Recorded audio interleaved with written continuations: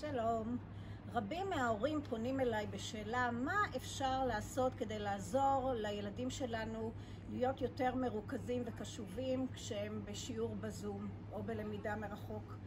ואני, שרה ברקוביץ', מאמנת אישית לקשב באמצעות תנועה, יכולה לתת לכם מספר טיפים. קודם כל, בכללי, כל דבר שמשלב תנועה ומצליח להזרים את הדם בגוף עוזר לנו להתרכז. והיום אנחנו נדבר על החשיבות של הצלבות.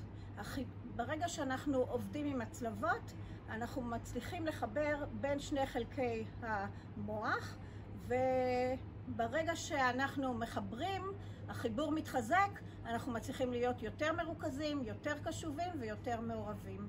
ואיך אנחנו עושים את זה? הטיפ הראשון. עכשיו אנחנו נדגים, לוקחים יד של צד אחד של הגוף ונוגעים בברך של הצד השני ומחליפים. ואחת, 2, 3, 4, 5, 6, 7, 8, 9, 10,